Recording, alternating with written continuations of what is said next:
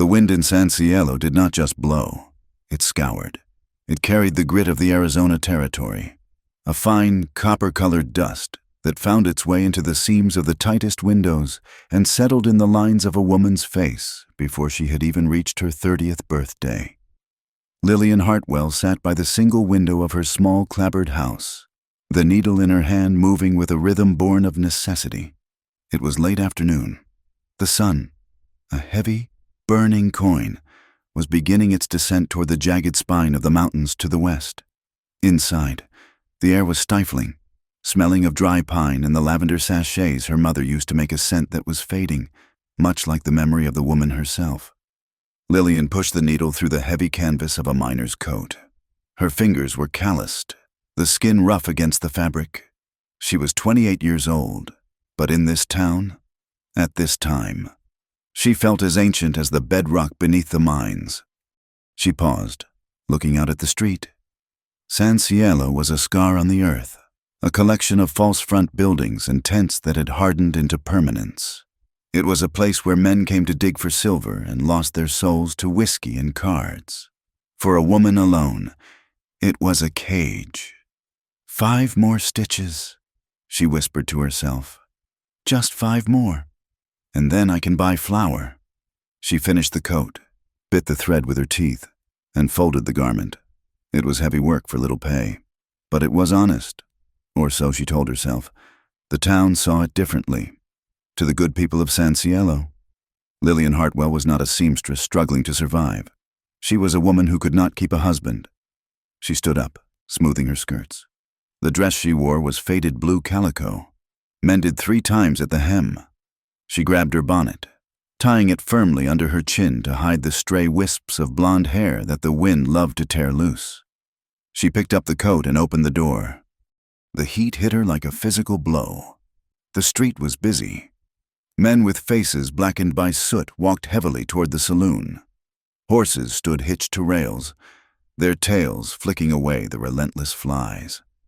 Lillian walked with her head high, staring straight ahead. She had learned the hard way that eye contact was a currency she could not afford to spend. If she looked at the men, they took it as an invitation. If she looked at the women, they took it as a challenge. She reached the trading post, a sprawling structure that smelled of cured leather, pickle brine, and tobacco. This was the domain of Silas Fenton. The bell above the door chimed as she entered, a cheerful sound that made her stomach tighten. Inside, the air was cooler but thick with tension. A group of women stood near the fabric bolts, their voices low and buzzing like angry hornets. Lillian recognized Mrs. Gable, the banker's wife, and Mrs. Miller, the woman whose husband owned the livery. As Lillian walked to the counter, the buzzing stopped. The silence was loud, heavy with judgment. "Well, Mrs." Gable said, her voice pitched just loud enough to carry, "I suppose some people have no shame in showing their face before Sunday. It is tragic. Really, Mrs." Miller replied, fingering a bolt of red velvet. "To be left like that. A man does not leave a good woman without cause. There must be a defect in the soil if the crop does not grow." Lillian placed the coat on the counter. Her hands shook slightly, but she clasped them together to hide it. She could feel their eyes boring into her back. They were dissecting her, stripping away her dignity layer by layer. In San Cielo, a woman's value was tied to the man standing beside her without Clyde. Lillian was 0, less than 0. She was a reminder of what they all feared, that a ring was no guarantee of safety. Silas Fenton emerged from the back room. He was a large man, soft in the middle, with a mustache that he waxed into sharp points. He wiped his hands on a rag and smiled, but the smile never reached his eyes. "Mrs. Hartwell," he said. The title felt like a mockery. "Bringing in work. The coat for Mr. Henderson," Lillian said. Her voice was steady, surprising even herself. "He said you would pay me the 50 cents upon delivery." Fenton picked up the coat, inspecting the seams with exaggerated scrutiny. He turned it inside out, pulling at the thread. "Standard work." Fenton grunted. "Acceptable. But times are tight. Lillian, very tight. He opened the till and placed 2 quarters on the counter. Lillian reached for them, but Fenton's hand came down on top of hers, pinning her fingers to the wood. His skin was damp. "You know," he said, leaning in, his voice dropping to a whisper that smelled of onions and stale cigar smoke.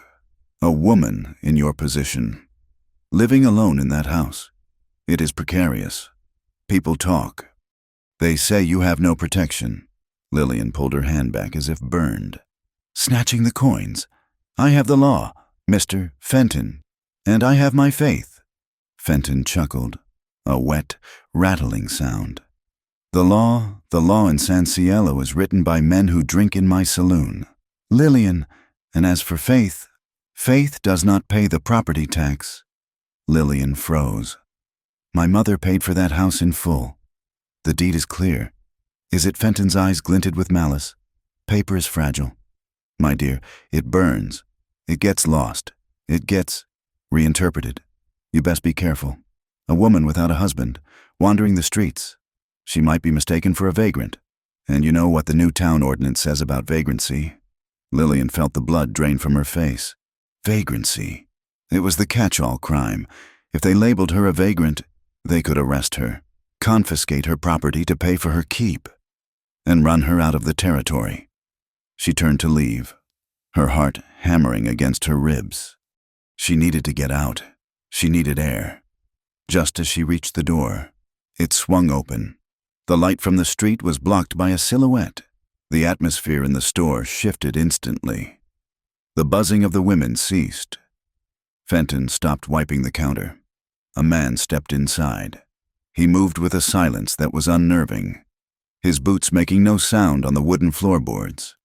He was tall, with shoulders that were broad and set square. He wore the dust of the trail not as dirt, but as camouflage. He was Apache. Lillian had seen him before, from a distance. The town called him Thomas. Some added the Scout. Others added slurs that made Lillian flinch. He worked for the army garrison sometimes, interpreting, tracking.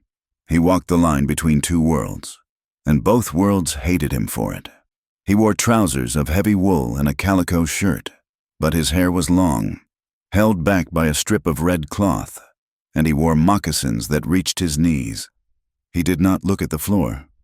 He did not hunch his shoulders. He looked straight ahead, his dark eyes scanning the room with a predator's calm. The women near the fabric bolts shrank back, clutching their purses. They looked at him with a mixture of terror and revulsion. To them, he was a savage, a threat to their civilized existence. Lillian stood frozen near the door. She was close enough to smell him wood smoke, horse sweat, and leather. He looked at her. For a second, the world stopped. His eyes were not angry. They were observant. He looked at her not as a damaged woman or a discarded wife, but simply as a human being standing in his path. There was a depth to his gaze, a quiet intelligence that unsettled her more than Fenton's leering. He nodded, a barely perceptible dip of his chin, and stepped aside to let her pass. It was a gesture of a gentleman, a gesture no white man in San Cielo had offered her in 6 months. Lillian hurried out into the wind, her cheeks burning. Thomas Aguilar watched the woman leave. He noted the fraying hem of her dress and the way her hands were balled into fists at her sides. He had seen the fear in her eyes, but it was not the fear of him. It was the fear of a trapped animal. He turned his attention to the counter. Silas Fenton was staring at him, his face hardening into a mask of disdain.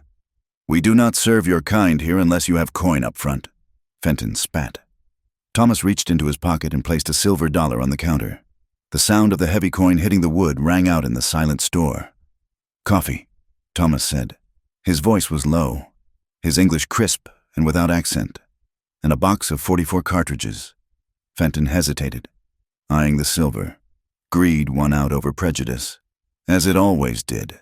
He turned to the shelves. Thomas kept his back to the wall. He never exposed his back in this town. He could feel the eyes of the women on him. He heard the whisper, "Why does the sheriff let him walk free? It is unnatural." He was used to it. He had spent 10 years walking among the white men, learning their tongue, learning their laws. He had thought once, that if he spoke like them and dressed like them, they would see a man. He was wrong. They saw a tame wolf, and they were just waiting for him to bite so they could put him down. He took his coffee and bullets, nodding once to Fenton, and walked out. Outside, the wind was picking up. The sun was touching the mountains now, bleeding red across the sky. Thomas walked toward his horse, a roan mare tied at the far end of the street. He saw the woman, Lillian Hartwell, walking quickly toward the edge of town where the poorhouses stood. She looked small against the vastness of the desert beyond. He knew her story. Everyone knew everyone's story in a town this size. The husband who ran off to gamble in Nevada. The debt. The vultures circling her little plot of land. Tomas tightened the cinch on his saddle. It was not his fight. He had his own people to worry about. He had a sister in the reservation at San Carlos who needed blankets and medicine. He was a scout, a tool for the army, tolerated only as long as he was useful. Getting involved with a white woman, especially a white woman the town had decided to destroy, was a death sentence. But he remembered the look in her eyes.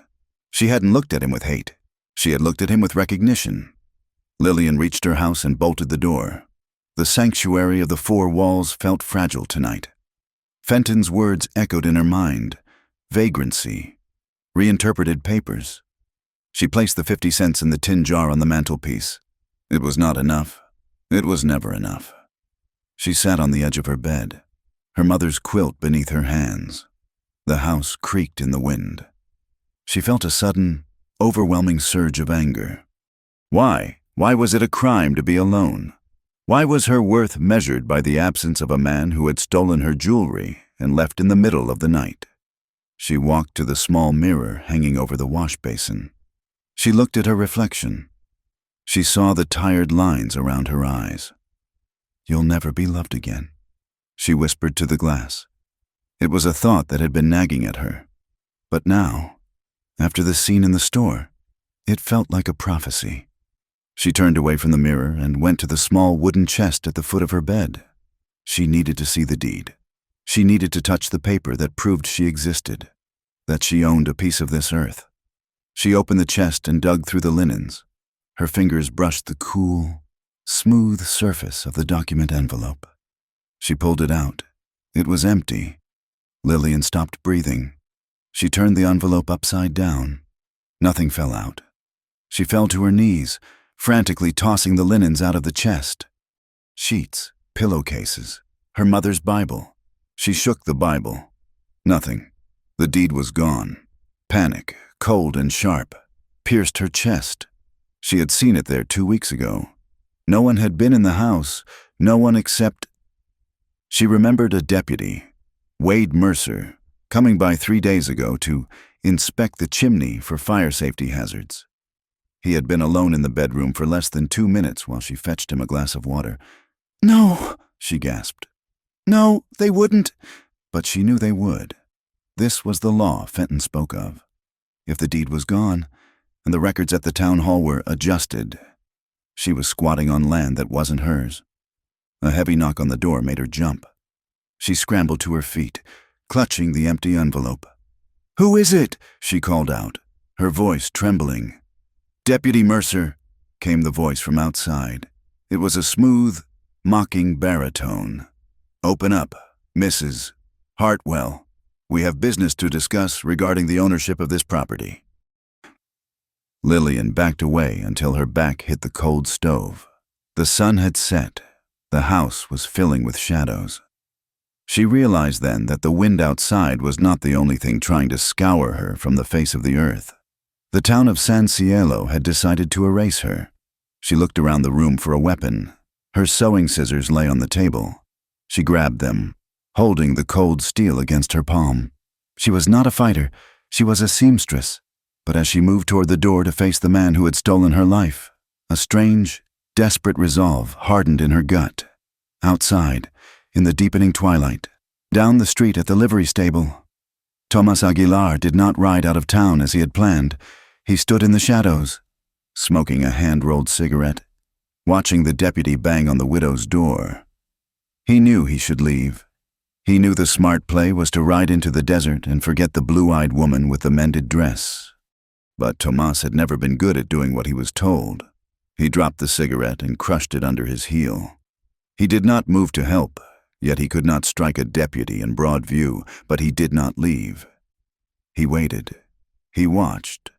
The wind howled, rattling the windows of the little house, sounding like a chorus of voices whispering the same cruel verdict: unwanted, unloved, unprotected. Lillian opened the door. Deputy Mercer stood on the porch, his thumbs hooked into his gun belt, a posture of casual menace that seemed practiced in front of a mirror. But it was not the sight of the deputy that made the air leave Lillian's lungs. It was the man standing half a step behind him, emerging from the gloom like a ghost summoned by a seance gone wrong. He was thinner than she remembered, his face gaunt and pale, but the eyes were the same watery blue, shifting constantly, never settling on one thing for long. He wore a suit that was too large for him, the cuffs fraying, and a hat that had seen better days in better gambling halls. "Hello, Lily," Clyde Hartwell said. The sound of his voice, wheedling and soft, made her stomach turn over. It was the voice he used when he had lost all the rent money at the faro table, the voice he used before he asked her to sell her mother's silver brooch. "Clyde," she breathed, her hand gripping the doorframe until her knuckles turned white. You left 2 years ago." "I went to seek our fortune." "Lily," Clyde said, stepping into the light of the lamp she held. He offered a smile that was meant to be charming but looked like a crack in a dry riverbed. "And now I have returned. A man belongs with his wife." "I am not your wife," Lillian said, her voice shaking. "Not in any way that matters. You abandoned me." Now, Mrs. Hartwell," Deputy Mercer interrupted, his voice thick with false sympathy. "Let us not be hysterical. Mr. Hartwell has returned to claim what is his, and he has brought documentation." Mercer reached into his coat and produced a folded paper. He held it out, but he did not let go of it when Lillian reached for it. "This is the deed to the property," Mercer said, "transferring full ownership from the estate of the late Martha Sterling to Mr. Clyde Hartwell. Signed by you. Dated 3 days before he left." "That is a lie," Lillian snapped, the shock giving way to a cold, hard fury. "I never signed anything. The house was my mother's. It passed to me. Clyde has no claim." Clyde sighed, shaking his head as if dealing with a confused child. "Lily, darling, you remember. You were distraught. You said, 'Clyde, take care of it all.' You signed it right there at the kitchen table." "I did no such thing," Lillian cried. "This is forgery. It is fraud." Mercer's face hardened. He stepped closer, invading her space, smelling of stale tobacco and unwashed wool. "Be careful with your accusations. Mrs. Hartwell, who is the judge going to believe a respected man of the community who has returned to care for his family, or a woman who has been loose without supervision for 2 years?" He leaned down, his voice dropping to a whisper. "A woman who let savages ogle her in the trading post. We saw you with the Indian, Lily. It does not look good. A woman like that, her word is not worth much in court." "You have until tomorrow noon," Clyde said, picking at his fingernails. "I am a generous man. I will let you stay the night. But tomorrow, this is my house. And if you want to stay, well, you will have to learn to be a dutiful wife again."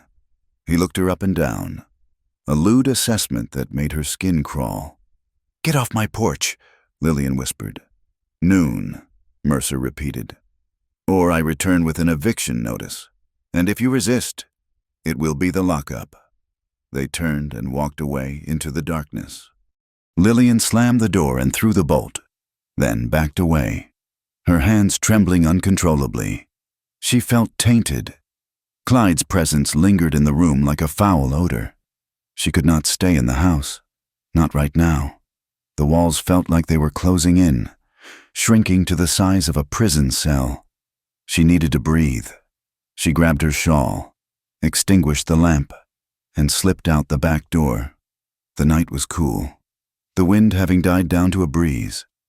Lillian walked aimlessly at first, keeping to the shadows, avoiding the main street where the saloon lights spilled yellow squares onto the dust. She found herself near the small wooden church at the edge of town. It was Wednesday. The prayer circle would be letting out. She intended to turn back, to avoid them, but the voices drifted through the open window of the vestry. "It is simply unnatural," a voice said. Lillian recognized it immediately. It was Mrs. Gable. "She walks with her head high, as if she has not been discarded like refuse." "She will break," another voice agreed. "Without a man. A woman in this territory is nothing. And who would take her now used goods, and tainted by scandal?" Lillian froze in the shadow of the oak tree. "It is sad, truly," an older voice croaked the widow Higgins. "But it is the way of the world. Tell her the truth. I say, be kind, but firm." The old woman paused, and her next words carried the weight of a gavel striking wood. "You will never be loved again. Lillian Hartwell. Not by a decent man. Not ever." The words struck Lillian with physical force. "You will never be loved again." It was the echo of her own darkest thoughts, spoken aloud by the arbiters of morality in San Cielo. Tears pricked her eyes, hot and stinging. She turned and ran. She did not know where she was running, only that she had to get away from that voice. She stumbled through the darkness, her boots skidding on loose gravel. She found herself in the maze of alleyways behind the Lucky Nugget Saloon. The smell of sour mash and urine was strong here. Barrels and crates created a labyrinth of shadows. She stopped to catch her breath, leaning against a rough wooden wall. She wiped her eyes angrily. She would not cry for them. She would not. A sound from the intersecting alleyway froze her. A scuffle. The heavy thud of a body hitting wood. Lillian peered around the corner of a stack of crates. 3 men stood in a semicircle. They were big, their silhouettes bulky in long coats. Facing them, backed against the wall of the saloon, was Thomas. The Apache scout stood perfectly still, his hands loose at his sides, but the tension in his frame was like a coiled spring. "You got a lot of nerve, boy," one of the men growled. Lillian recognized the voice one of the drifters hired by the mining company as security. "Walking into town like you own the pavement." "I am just passing through," Thomas said. His voice was calm, devoid of fear. "We do not like your kind passing through," a second man said. He stepped forward, and the moonlight caught the glint of a long Bowie knife in his hand. "Maybe we should cut those long hair braids off. Take a trophy." The man with the knife lunged. It happened fast. Thomas sidestepped with a fluidity that seemed impossible, catching the man's wrist and twisting. The attacker howled, but the other 2 surged forward. One swung a heavy club. Thomas ducked, but the club clipped his shoulder. He stumbled back, cornered. The 3 men closed in, sensing blood. They were not trying to brawl. They were trying to maim. Or worse. Lillian looked down. At her feet lay a discarded whiskey bottle, heavy and thick glass. She did not think. Logic told her to run, to hide, to preserve herself. But the memory of the trading post, the way Thomas had stepped aside, the way he had looked at her with simple, human respect when no one else would flooded her mind. You will never be loved again. Maybe not, but she was not dead yet. Lillian grabbed the bottle. She stepped out from behind the crates and hurled it with all her strength. The bottle sailed through the air and smashed against the back of the man holding the club. It didn't knock him out, but the explosion of glass and the sudden impact made him spin around, yelling in surprise. "What the hell?" he shouted. The distraction was barely a second long, but for a man like Thomas, a second was an eternity. In the moment the attackers turned their heads, Thomas moved. He drove a knee into the gut of the knife wielder, sending him crumpling to the dust. He spun and delivered a sharp, cracking kick to the knee of the 3rd man. The man Lillian had hit roared and charged at her. Lillian gasped, backing up, but she tripped over her skirts and fell hard onto the dirt. The man loomed over her, raising the club. "You little witch!" Suddenly, a hand grabbed the man's collar from behind. He was yanked backward with such force that his feet left the ground. Thomas threw him against the wall. The impact knocked the wind out of the attacker. He slid down, groaning. Silence fell over the alley. The 3 men were on the ground, writhing or unconscious. Thomas stood over Lillian. He was breathing heavily, favoring his left shoulder, but his eyes were sharp and clear. He reached down. Lillian hesitated, then took his hand. He pulled her to her feet effortlessly. For a moment, they stood close in the dark alley. She could see the blood on his knuckles. She expected him to be angry, or perhaps to offer a profuse thanks. Instead, he looked past her, scanning the darkness to ensure no one else was coming. He looked at her face, his expression unreadable. "That was foolish," he said quietly. "They were going to kill you," Lillian whispered. "They were going to try," Thomas corrected. He looked at the man she had hit with the bottle. The man was groaning, trying to sit up. He saw Lillian. He marked her face. Thomas's jaw tightened. "He sees you. He knows who you are." I don't care," Lillian said, though her heart was hammering against her ribs like a trapped bird. "You should," Thomas said. He stepped closer, his voice dropping to an urgent murmur. "These are Fenton's men. They do not fight for honor. They fight for pay. Now you are in the ledger." He released her hand. He did not smile. He did not bow. But there was a shift in his demeanor, a protective gravity that settled around him. "Go home," he said. "Lock your door. Do not stay alone tonight if you can help it. But I know you have nowhere to go." "Thomas," she said, using his name for the first time. He paused. "You are marked. Lillian Hartwell. Keep your gun loaded." And then, as silently as smoke, he turned and vanished into the labyrinth of the alleyways, leaving her alone with the groaning men. Lillian did not sleep. She sat in the corner of her kitchen, her father's old shotgun across her lap. Every creak of the house sounded like a boot step. Dawn came with a gray, sickly light. The wind had picked up again, whistling through the eaves. At 8 o'clock in the morning, the pounding started. "Open up, law." It was not a request. Lillian stood up, her limbs stiff. She did not open the door. Deputy Mercer kicked it open.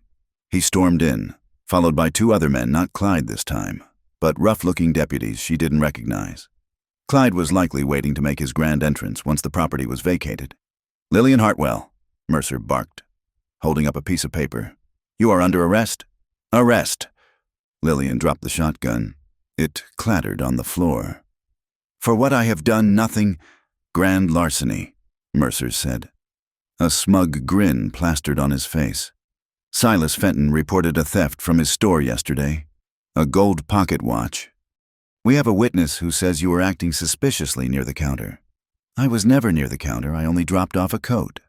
"Check the wood box," Mercer ordered one of his men. The deputy went to the small box of kindling by the stove. He made a show of digging around for 2 seconds before pulling out a gold watch on a chain. "Well, look at that," the deputy said. Lillian felt the room spin. It was so clumsy, so obvious. They hadn't even tried to hide the setup. "This is a lie," she screamed. "You planted that." "Save it for the magistrate," Mercer said. "But the magistrate is on a circuit ride. Won't be back for 3 weeks. Until then, you rot in the county jail.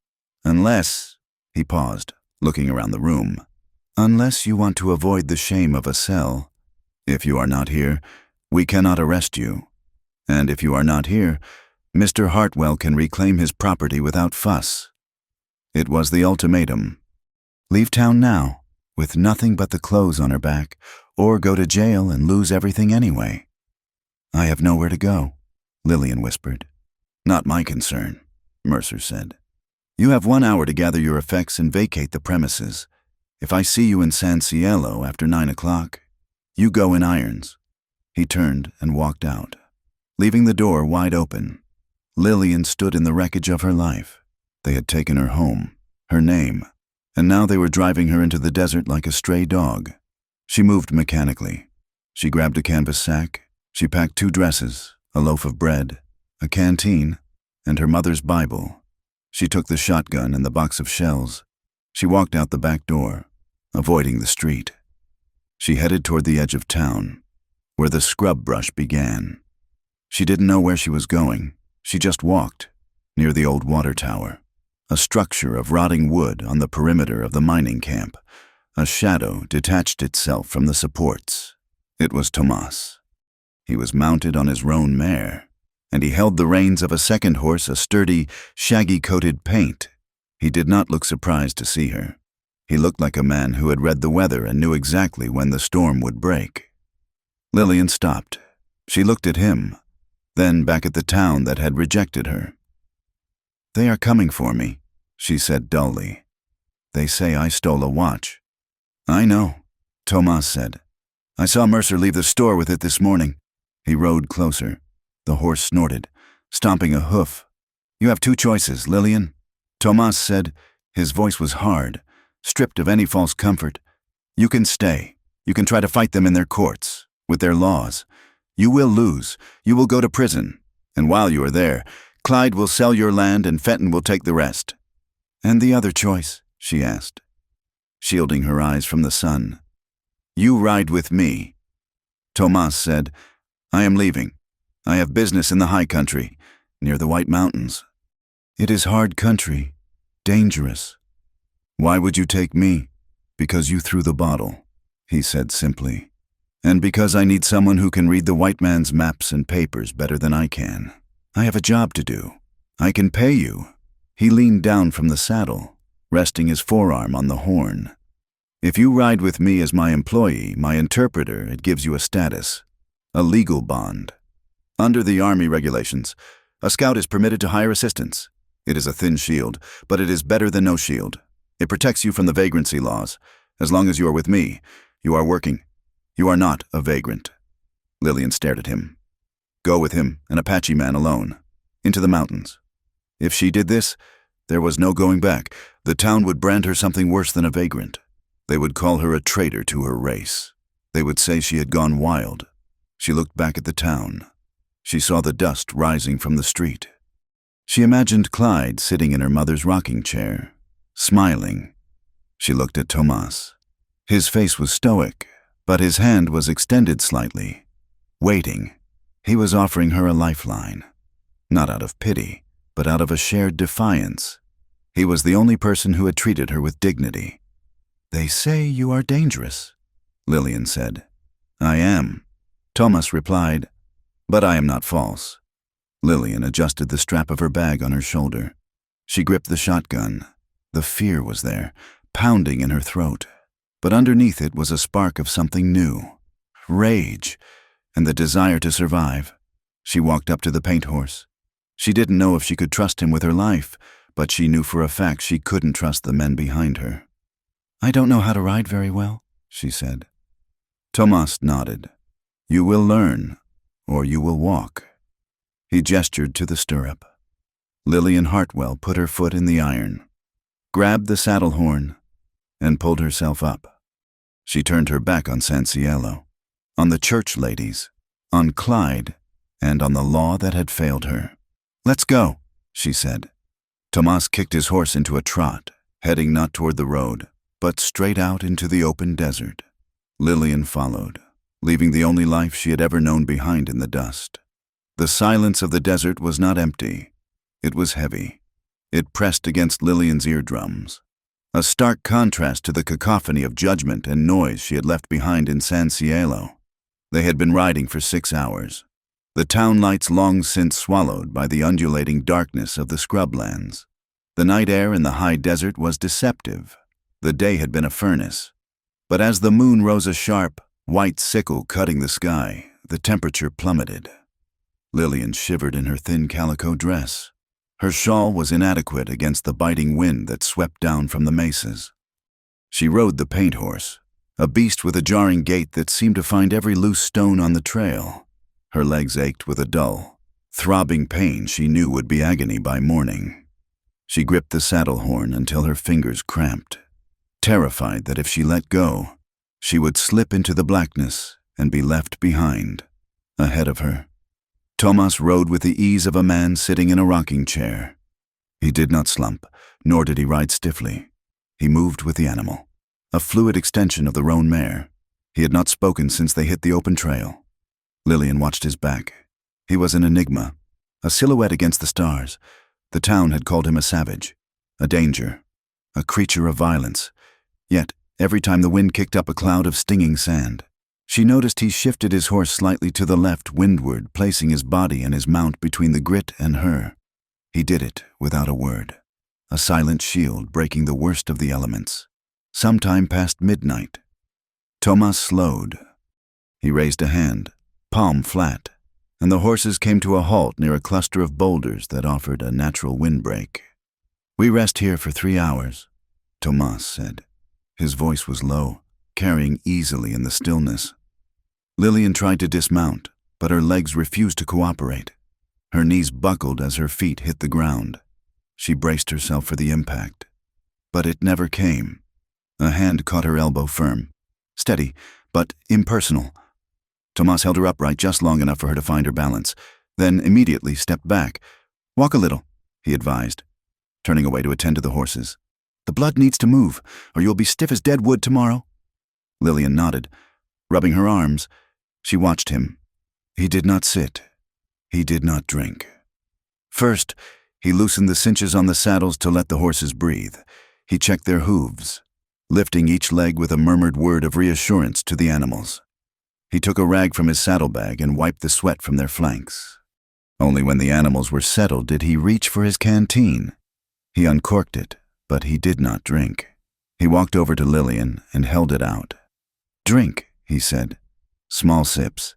Do not gorge yourself." "You have not had any," Lillian said, her throat parched. "I am fine," he replied. "You are not used to this dry air. It steals the water from your blood before you feel thirst." She took the canteen, the metal cold against her fingers. She drank, the water tasting of tin and life. When she handed it back, he took a short, disciplined pull, wiped the mouth of the canteen, and corked it. "Are you warm enough?" he asked. It was not a command to toughen up. It was a genuine inquiry. "I am cold," she admitted, her teeth chattering slightly. "But I will manage." Thomas went to his saddle roll and untied a wool blanket. It was coarse, gray, and smelled of wood smoke. He handed it to her. "Wrap this around your shoulders. Sit near the rock face. It holds the heat of the day longer than the sand." Lillian took the blanket. "What about you?" "I have my coat," he said, turning to scan the horizon. "Rest, Mrs. Hartwell." Lillian sat by the rocks, wrapping the scratchy wool around her. She watched him standing guard, a dark sentinel against the stars. He was nothing like the men in the saloon who grabbed at her skirts, nor like Clyde who demanded service as a right. Thomas offered care as if it were a duty, asking for nothing in return, not even gratitude. For the first time in 2 years, beneath the vast, indifferent sky, Lillian felt a strange sensation settle in her chest. She was safe. By the 3rd day, the landscape had shifted. The flat scrublands gave way to rising foothills, where twisted junipers clung to red rock cliffs. The air was thinner here, sharper. They arrived at a small, dilapidated cabin tucked into a fold of the mountain, hidden from the main trails. It looked abandoned, the roof sagging and the wood gray with age, but the door was sturdy. Is this where you live?" Lillian asked as they dismounted. "No," Thomas said. "It belongs to a man named Silas, not the shopkeeper. An old prospector. He died 2 winters ago. I use it when the weather turns." Inside, the cabin was clean. A small iron stove sat in the corner. There was a bunk with a straw mattress and a sturdy table. But what caught Lillian's eye were the shelves on the far wall. They were stacked with books. Lillian walked over, her fingers brushing the spines. The Constitution of the United States, Blackstone's Commentaries on the Laws of England, a worn copy of the Odyssey, maps of the Arizona and New Mexico territories, hand-drawn and detailed. She turned to Thomas, who was bringing in the saddlebags. "These are yours." He paused, setting the bags on the table. "They are. I did not know you read law," she said, feeling foolish as soon as the words left her mouth. The town gossip had painted him as an illiterate tracker, a dog who could only follow scents. "If you are to survive in a lion's den," Tomas said, his voice devoid of bitterness, "you must learn how the lions think. The white man fights with paper as much as with lead. I learned to read so I would know when I was being cheated." He began to unpack some dried meat and coffee. "And were you?"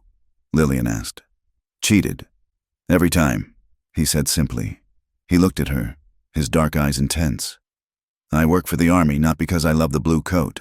I do it because my sister lives on the reservation at San Carlos. The rations they give them are rotten beef and flour filled with weevils. The pay I get, $20 a month, buys her medicine. It buys blankets. It keeps her alive. Lillian stared at him. She had seen the Apache prisoners once, marched through town in chains. She had looked away in fear. She had never thought about them having sisters, or needing medicine. "They hate you for it," she whispered. "The town people, they call you—" "I know what they call me," Tomas said, taking out a knife to slice the meat. "And my own people call me a dog for the white man. I walk between the fires. Mrs. Hartwell. I get burned on both sides." He looked at the knife, then at her. "But I do not bow," he said softly. "And neither should you." That afternoon, the lesson began. It was not a lesson in law, but in survival. Tomas did not treat her as a fragile thing anymore. The situation was too desperate for chivalry to override practicality. "Fire is life," he said, crouching outside the cabin. "But smoke is death. If they are tracking us, smoke is a signal flare." He showed her how to dig a small pit, to use dry, barkless wood that burned hot and clean. He showed her how to disperse the smoke through the branches of a juniper bush so it would not rise in a column. "You try," he said. Lillian knelt in the dirt. Her hands were raw, her fingernails broken. She struck the match, shielding it as he had done. She fed the small twigs. It took her 3 tries, but she got a small, smokeless flame going. "Good," Tomas said. A single word, but from him, it felt like a medal. Next came the walking. "You walk heavy," he noted. "Heel first. You leave a print a blind man could follow," he demonstrated, moving across the gravel with a rolling step, placing the outside of his foot down first. "Distribute the weight. Do not break the twigs. Do not disturb the stones." Lillian tried to mimic him. It was exhausting. It required a mindfulness she had never possessed. She had to be aware of every inch of the earth beneath her soles. But with every silent step she took, she felt less like the victim who had been dragged out of her house, and more like a participant in her own fate. Then, he handed her the shotgun. "You know how to use this." I have fired it once, at a coyote." "Show me." Lillian lifted the heavy weapon to her shoulder. She closed her eyes tight and tensed up, leaning backward. "Stop," Tomas said. He moved behind her. He did not touch her, but his voice was right at her ear, guiding her. "Lean into it. If you lean back, the recoil will put you on your back. Weight forward, cheek against the stock. Keep both eyes open." Lillian adjusted her stance. She felt his presence behind her, a solid wall of heat and competence. "Breathe out," he instructed. "Squeeze. Do not yank." She fired. The boom echoed off the canyon walls. The kick was hard, but she stayed on her feet. The tin can on the rock 10 yards away spun into the air. Lillian lowered the gun, a wide smile breaking across her face. "I hit it." Thomas nodded, the corner of his mouth twitching upward, the first shadow of a smile she had seen. "You hit it. Now reload. A empty gun is just a club." The weather in the mountains was treacherous. 2 nights later, a storm rolled in, not the dry wind of the valley, but a freezing, soaking deluge. They were caught on a ridge, miles from the cabin or any other shelter. They found a shallow overhang beneath a limestone cliff. It was barely deep enough to keep the rain off, and the temperature dropped rapidly toward freezing. They sat with their backs to the stone wall, the horses picketed in the brush nearby, heads down against the rain. Lillian's teeth were chattering violently. Her dress was damp from the ride, and the cold was seeping into her bones. She hugged her knees, trying to stop the shaking, but she couldn't. Thomas watched her for a moment. He was wearing a heavy canvas duster over his buckskins. Without a word, he unbuttoned it. "Come here," he said.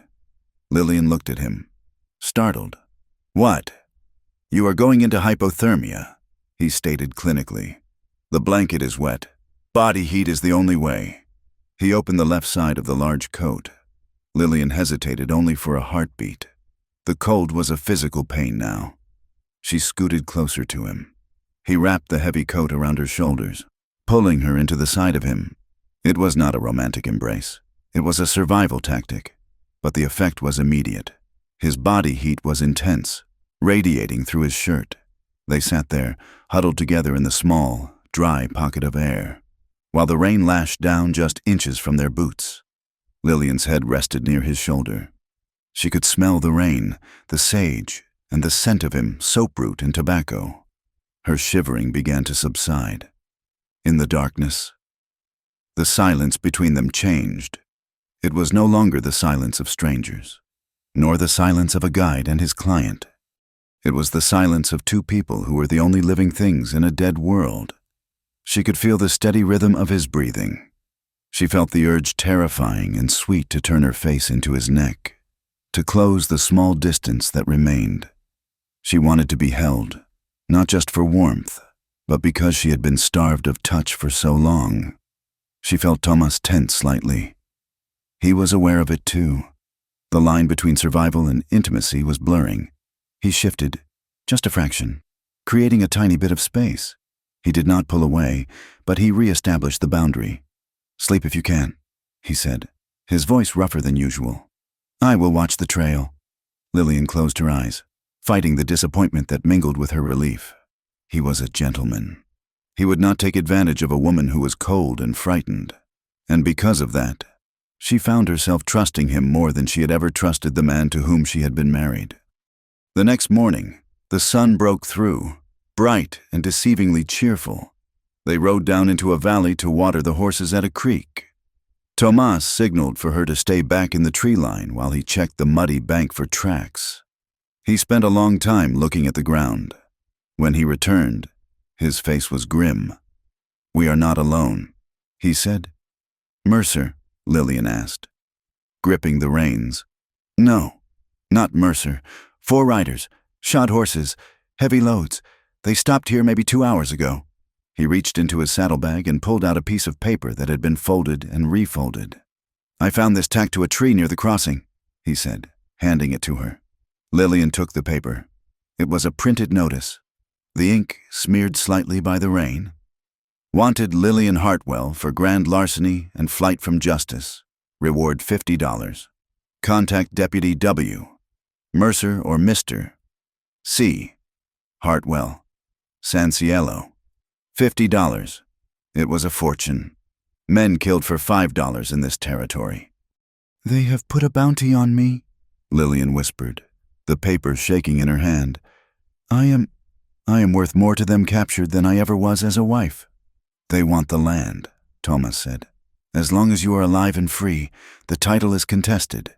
If they drag you back and lock you up, or if you disappear, Clyde wins." "I can't go back," she said, panic rising in her throat. "They will destroy me." "I know," Tomas said. He looked at the tracks leading south. "There is a trading post at Fort Apache, 2 days' ride from here," he said. "I have friends there, real friends. Not white men who smile to your face, and not Apaches who hate me for my coat. Just men." He looked her in the eye. "I can get you there. From the fort, you can take a stagecoach east, or west, California. Start over where no one knows the name Hartwell." Lillian looked at the wanted poster, then at the rugged, stoic face of the man who had risked his life for her. "And you?" she asked. "If they catch you with me, they will hang you for aiding a fugitive." "They have wanted to hang me for a long time," Tomas said with a shrug. "They just needed a reason." He gathered his reins. "I promise to get you to safety. Lillian, I will take you to the fort. Once we are there, the choice is yours. You can run to California, or you can stand and fight, but you will make that choice with a clear head and a warm meal in your stomach. Not out of fear." "Why?" she asked. "Why do this for me?" Thomas looked out at the horizon, his eyes narrowing against the glare. "Because," he said quietly, "I know what it is like to be hunted for something you did not do, and I know what it is like to be told you have no value." He turned the roan mare back toward the high trail, away from the easy road where the hunters waited.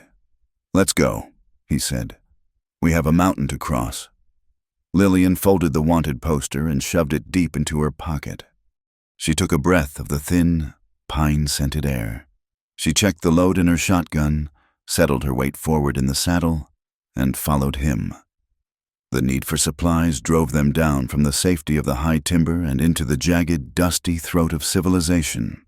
They had run out of coffee 2 days ago, which was an inconvenience. They had run out of salt yesterday, which was a hardship. But this morning, Tomas had shaken his ammunition pouch and found it dangerously light. "We have to stop," Tomas said, pulling the roan mare to a halt on a ridge overlooking a cluster of adobe buildings. "Miller's trading post. It sits on the stagecoach line." Lillian adjusted her shawl, her eyes narrowing as she looked at the settlement. It was nothing more than a glorified station, a general store, a blacksmith, and a watering trough that served the stagecoaches heading to Santa Fe. But to Lillian, it looked like a trap. "They will know," she said. "Posters travel faster than horses." "We have no choice," Tomas replied. "We need powder and lead. Without them, we are just pilgrims waiting to be eaten." He looked at her, his expression softening slightly. "Keep your head down. Let me do the talking. If trouble starts, you ride. Do not wait for me." They rode down the switchbacks in silence. The heat was oppressive, a physical weight that pressed the scent of sagebrush and horse sweat into their clothes. When they reached the yard of the trading post, the midday sun was high and unforgiving. There were 3 horses hitched to the rail, and a stagecoach was just changing teams. A group of passengers stood on the porch, stretching their legs and dusting off their coats. Lillian felt the eyes land on them the moment they rode in. It was the same look she had received in San Cielo, a mixture of curiosity and immediate, scathing judgment. A white woman riding alongside an Apache, her dress dusty, her hair windblown, looking for all the world like she had gone native. They dismounted. Tomas tied the horses, his movements deliberate and calm. He walked toward the steps, removing his hat. It was a simple gesture, but it confused the men standing there. They expected a shuffle, a hunched posture. Tomas walked like a captain inspecting his troops. Inside, the store was dim and smelled of cured ham and vinegar. The proprietor, a balding man with a nervous tick in his left eye, looked up. His gaze flickered from Tomas to Lillian, and recognition dawned on his face like a slow, ugly sunrise. "We need coffee," Tomas said, his voice level. "Salt pork, and 2 boxes of .44 caliber cartridges." The storekeeper did not move. He wiped his hands on his apron, looking past Tomas to the men who had followed them in from the porch. "We do not sell ammunition to Indians," the proprietor said. "Territory law." "I am a scout for the United States Army," Tomas said, reaching into his pocket to produce a folded paper. "Here is my commission. It grants me the right to purchase munitions for service." "I don't care what paper you have," a voice boomed from the doorway. Lillian turned. A large man in a duster coat stood there, blocking the light. He had a thick beard and eyes that were hard and bright with malice.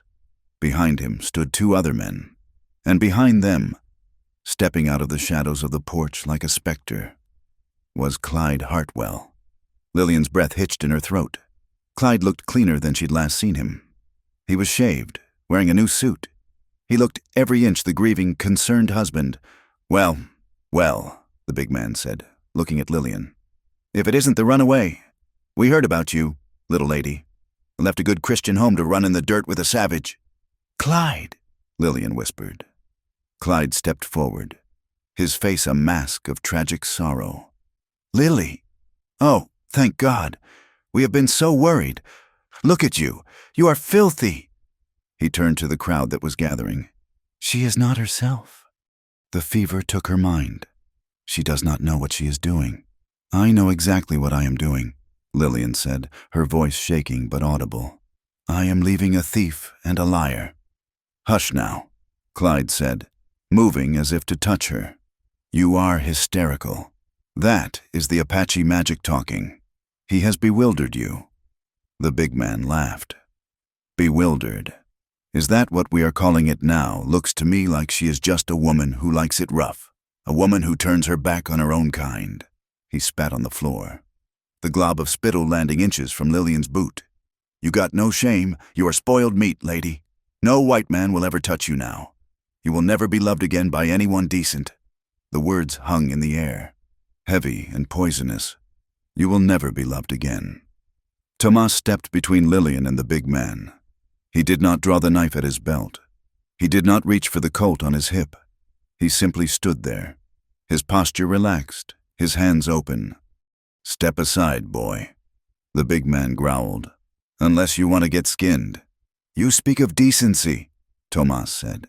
His voice was not loud, but it cut through the room, silencing the murmurs.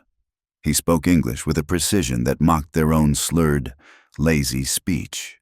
You stand there, 5 of you against 1 woman and 1 man. You insult a lady in a public place. You spit on the floor like an animal in a barn. Tomas looked at the big man, then at the passengers from the stagecoach who were watching.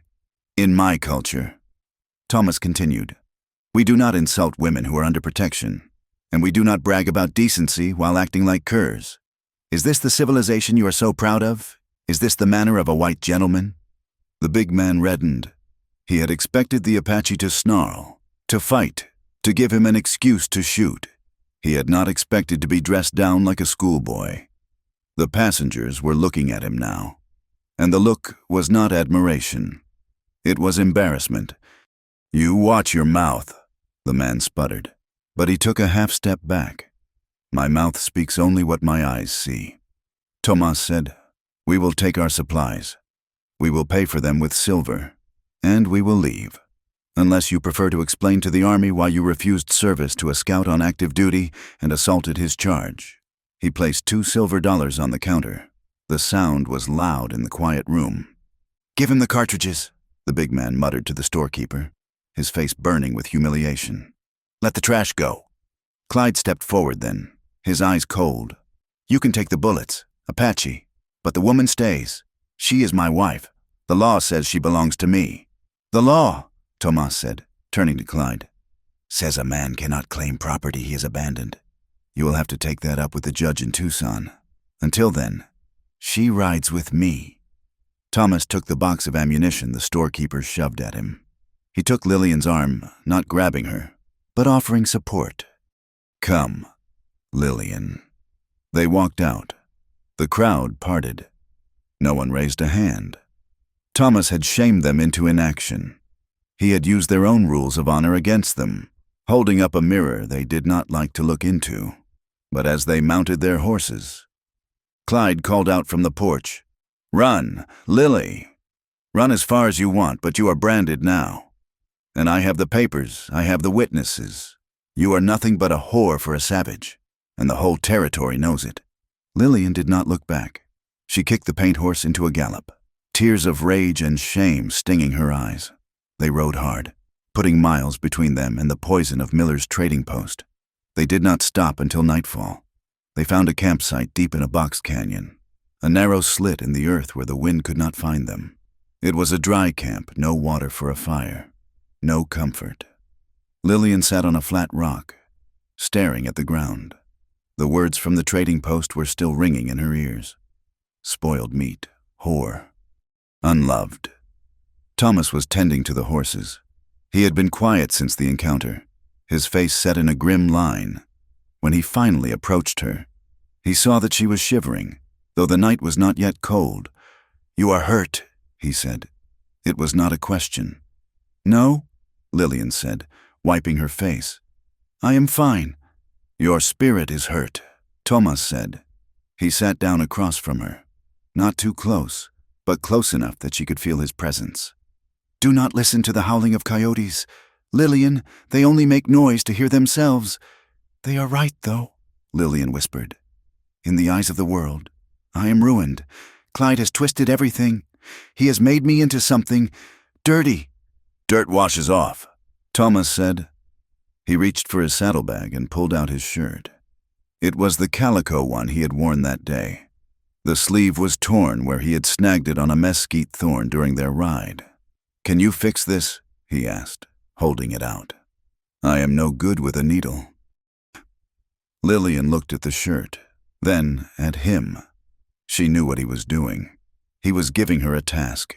He was giving her something to be useful for, something to ground her. Yes, she said. I can fix it.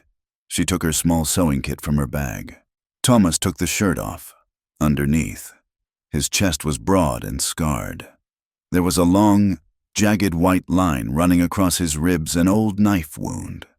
His skin was the color of copper, smooth over hard muscle. Lillian tried not to stare, but her breath caught in her throat. Put it on, she said, her voice trembling slightly. I have to stitch it while you wear it, or the tension will be wrong. It was a lie, or at least a half-truth. But Thomas did not argue. He slipped the shirt back on, leaving the buttons undone. He sat closer to her so she could see in the dim light of the moon. Lillian threaded the needle. Her hands were shaking. She reached out, her fingers brushing the skin of his upper arm. He was warm, a radiating solid warmth that seemed to pull her in. She began to sew, in and out. The rhythm calmed her. You were brave today, she said softly, keeping her eyes on the fabric. You could have killed that man. It would have been easy, Thomas said. His voice was a rumble in his chest, so close she could feel the vibration of it. But it would have made things harder for you. A dead white man brings the cavalry. A shamed white man just brings anger. Why didn't you let Clyde take me? Lillian asked. She stopped sewing. Her hand rested on his arm. It would be easier for you. You could just ride away. Thomas turned his head. His face was inches from hers. She could see the gold flecks in his dark eyes. I do not leave people behind, he said. And I do not let men like Clyde Hartwell win. Lillian looked up at him. The air between them seemed to charge with electricity. The scent of him filled her senses, leather, sage, and man. She saw the pulse beating in his throat. She realized then that she didn't want him to leave, not just because he was her protection, but because he was the only man who had ever seen her, really seen her. They say I am unlovable, she whispered. The tear slipped down her cheek before she could stop it. Thomas reached up. His hand, rough and calloused, cupped her cheek. His thumb brushed away the tear. The gesture was so tender, so at odds with the violence of the day, that Lillian leaned into his touch. Worth is not decided by them, Thomas said, his voice husky. They are blind. They see a label. I see a woman who threw a bottle at 3 men to save a stranger. I see a woman who rides until her hands bleed and does not complain. He leaned in closer. Lillian's heart hammered against her ribs. She did not pull away. She wanted this. She needed to know that she was not a ghost, not a discard. Her hand moved from his arm to his chest, resting over his heart. She could feel it beating, strong and steady. Thomas, she breathed. He closed the distance. His lips touched hers. It was not a rough kiss. It was slow, questioning. He gave her every chance to pull back, to say no, but she didn't. She opened to him, a soft sigh escaping her lips. The kiss deepened, tasting of coffee and longing. For a moment, the world of bounties and judgments fell away.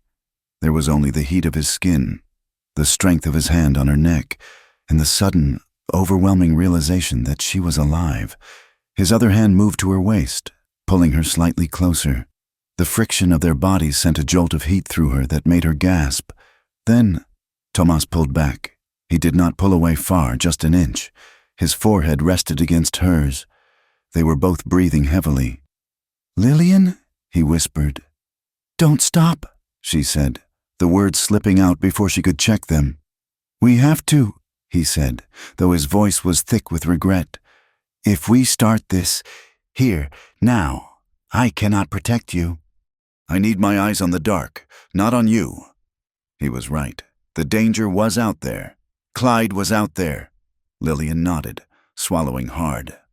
She pulled back, her hands lingering on his chest for 1 second longer than necessary. Thank you, she said. For what? For proving them wrong. She said. Thomas looked at her, his eyes intense. Finish the shirt. Lillian, we have a long ride tomorrow. The next 2 days were a blur of hard riding. They did not stick to the trails. Tomas led them up into the spine of the mountains, a place he called the Dragon's Backbone. It was a nightmare of loose shale and vertical drops. The air was so thin it burned their lungs. The wind howled constantly, trying to tear them from their saddles. "Why this way?" Lillian shouted over the wind as her horse stumbled on a scree slope. "Because Mercer has hired trackers." Tomas shouted back, "Yaqui trackers. They are good. They will expect us to go to the fort by the river road. They will not expect this." But the noose was tightening. When they stopped to rest the horses on a high plateau, Tomas found signs. A disturbed rock, a crushed stem of mountain grass that had not sprung back. He stood up, scanning the valley below them with his field glasses. "They are closer than I thought," he said grimly. "How close?" 4 hours, maybe 5. Clyde, and Mercer, and others. "Fenton has been busy." Thomas lowered the glasses. "I heard talk at the post before you came in. Fenton is telling people you are a witch. He says you used Indian potions to drive your husband away and steal the deed. He's offering a bonus to anyone who brings you in." "A witch?" Lillian laughed, a brittle, hysterical sound. "That is absurd." "It is effective," Tomas said. "It makes good men afraid, and it makes bad men cruel. They are not coming to arrest you. Lillian, they are coming to hunt you." He looked at the sky. Gray clouds were banking up in the north. A storm was coming, a real mountain storm. "We cannot make the fort," Tomas said. "Not before they cut us off. The river crossing will be guarded." "Then where do we go?" Lillian asked. She felt the cold settling into her bones again. Tomas turned to the west, toward a jagged peak that looked like a broken tooth. "There is a pass," he said. "Dead Man's Drop. It is narrow, dangerous. Horses often break their legs, but it leads to the old silver mines on the other side. If we can get through the pass before the snow hits, we lose them. And if we don't, then we fight them on the ledge," Tomas said. He checked his rifle, sliding a fresh cartridge into the chamber. "Nature is against us tonight. Lillian, the mountain wants to kill us. The cold wants to kill us. And the men behind us want to kill us." He mounted his horse and looked down at her. "But I do not intend to die today. Do you?" Lillian touched the shotgun in its scabbard. She thought of the kiss in the canyon. She thought of the way Tomas had stood up for her. "No," she said firmly. "I intend to live." "Then ride," Tomas said. "And do not look down." They pushed the horses forward. As they began the ascent, the first flakes of snow began to fall, silent and white, covering the tracks behind them, but also slickening the treacherous path ahead. Lillian glanced back one last time, far below. In the valley they had just left. She saw a puff of dust, then another. The hunters were there, and they were riding hard. The snow at Dead Man's Drop was not falling. It was being driven sideways by a wind that screamed like a banshee. The path was narrow, a ribbon of slick rock barely wide enough for a horse, with a sheer drop into the abyss on one side and a wall of granite on the other. Tomas halted the roan mare. He held up a hand. "Wait here," he shouted over the wind. "There is a slide ahead. I need to check if the footing will hold the horses." Lillian nodded, pulling her coat tighter. She watched him dismount and move forward, disappearing into the white curtain of the storm. She felt a profound sense of isolation. The cold bit through her gloves, numbing her fingers. She waited. 5 minutes, 10 minutes. A sense of unease, sharper than the cold, prickled at the base of her neck. It was too quiet. Even the wind seemed to hold its breath. She reached for the shotgun in the scabbard, her movement stiff, before her hand could close around the stock. A shadow detached itself from the rocks above her. There was no warning, no sound of boots on stone. A heavy weight crashed onto her back, knocking her from the saddle. She hit the ground hard, the air driven from her lungs. She tried to scream, but a rough, leather-gloved hand clamped over her mouth. "Quiet," a voice hissed in her ear. "Or you go over the edge." She struggled, kicking out, but another man was already there, pinning her legs. She caught a glimpse of a face wrapped in a wool scarf, not an Apache, but a white man. His eyes crinkled with exertion. "Got her!" The man holding her legs grunted. "Tie her up, fast. The Indian will be back." "He is dead," the first man said. "The shooter took him on the ridge." Lillian's heart stopped. Dead? No. It was a lie. It had to be a lie. They dragged her away from the trail, up a narrow fissure in the rocks that she hadn't even seen. They moved with the efficiency of men who hunted for a living. A burlap sack was pulled over her head, smelling of oats and horse sweat, plunging her into darkness. When the sack was pulled off, Lillian gasped, blinking against the harsh light of a kerosene lantern.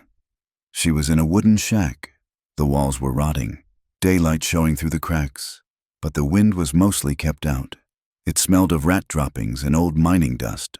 She was seated in a chair, her hands bound behind her back with rawhide that bit into her wrists. 3 men stood in the room. One was the man from the trading post, the big one with the beard. Another was a stranger, holding a rifle by the door, and sitting on a crate in front of her, warming his hands over a small stove, was Clyde Hartwell. "Hello, Lily," he said. He did not look at her. He looked at the fire. "I told you to run. Why didn't you run?" "Where is he?" Lillian demanded. Her voice was raspy. "Where's Thomas?" "The savage," Clyde shrugged. "Gone. My associates took care of the problem." "You are a liar," Lillian spat. "He is worth 10 of you. Temper, temper." A smooth voice came from the shadows in the corner. Deputy Wade Mercer stepped into the light. He looked immaculate, his uniform pressed, his badge gleaming in the lantern light. He held a leather-bound book, a ledger in one hand and a single sheet of paper in the other. "The Indian is irrelevant now. Mrs. Hartwell," Mercer said. "What is relevant is your health and your future." He placed the paper on a rickety table in front of her. He dipped a pen into a travel ink well and held it out. "Sign it," Mercer said. Lillian looked at the document. The handwriting was elegant, looping and official. "I, Lillian Hartwell, being of unsound mind and overcome by hysteria, do hereby confess to the abandonment of my marital duties and admit to an illicit and immoral association with a known savage. I relinquish all claims to the property known as the Sterling Homestead to my lawful husband, Clyde Hartwell, and consent to be committed to the care of the Territory Asylum for my own protection." "The asylum?" Lillian looked up, horror dawning on her. "You want to lock me away. It is for the best," Clyde said, finally looking at her. His eyes were wet, pleading. "Lily, please, just sign it. If you sign it, they won't hurt you. You can go to the sanitarium in Prescott. It is nice there. Gardens, rest, and you get the land," Lillian said. "You and Fenton. Silas Fenton is a businessman," Mercer interjected. "He needs that land for the railroad right-of-way. He has been very patient, but his patience has run out." "I won't sign," Lillian said. Mercer sighed. He placed the pen down and looked at the big man by the door. "Vance, convince her." Vance stepped forward. He grinned, revealing yellow teeth. He backhanded Lillian across the face. The blow was heavy. Her head snapped back. The taste of copper filled her mouth. The room spun. "Sign it," Vance growled. Lillian shook her head, spitting blood onto the floor. "No." She needed time. She needed to think. Thomas was not dead. She felt it in her gut. He was out there. She just had to stay alive long enough for him to find her. "Wait!" she gasped as Vance raised his hand again. "Wait! My hands! They are numb. I cannot hold a pen." Mercer held up a hand to stop Vance. "Loosen the bonds, but keep the gun on her." As Vance fumbled with the knots behind her chair, Lillian's eyes darted around the room. She saw the ledger Mercer had placed on the table. It was open. She saw names. Mercer, $50. Judge Hopkins, $100. Land office clerk, $20. It was the proof. It was the record of every bribe Fenton had paid to steal the town of San Cielo. "Clyde," she said, her voice trembling. "Clyde, look at them. They don't care about you. Once I sign this, do you think they will let you keep the money?" "Shut up," Mercer snapped. "He has a ledger. Clyde," Lillian pressed, leaning forward as the ropes loosened. "He writes down every penny. If he writes it down, it means he plans to use it against you. You're just a loose end." Clyde looked at Mercer. "What is she talking about? You said Fenton promised me $500. "You will get your money," Mercer said, his voice tight. "Just get her to sign." Lillian rubbed her wrists. She picked up the pen. Her hand hovered over the paper. "I need water," she said. "Give her water," Mercer ordered. Outside, in the howling darkness, Thomas Aguilar was not dead. He was bleeding. A bullet had grazed his left side, leaving a burning furrow across his ribs. But it had missed the bone. He lay flat on his stomach on a ridge overlooking the mining shack, looking through the scope of his Winchester rifle. He was not alone. Next to him lay Elias, the trader from the high country, a man with a beard like a bird's nest and a heart of gold. Behind them, holding the reins of the horses, was Martha, a woman who ran the only honest saloon in the territory and who had once shot a man for kicking a dog. "3 of them inside," Tomas whispered. "1 sentry at the back." "I see the sentry," Elias said, shifting his chewing tobacco. "He is smoking. Amateur. I can take him. No shooting unless necessary," Tomas said. "If they hear a shot, they might kill her before we get in the door." "How do we play it?" Martha whispered. "I go in through the window." Tomas said, "Elias, you take the back door. Martha, you bring the horses to the front when the noise starts. We will need to ride fast." "You are hurt, son," Elias noted, looking at the blood soaking Thomas's shirt. "I am fine," Tomas said. He looked at the shack. He could see the light of the lantern. He could see a silhouette striking a smaller figure. His hand tightened on the rifle stock until the wood creaked. "They hit her. Let's move," he said. "Now." Inside the shack, the tension was a physical thing. Lillian held the tin cup of water, her hands shaking. She took a sip, then another. She was stalling. Every second she delayed was a second for a miracle to happen.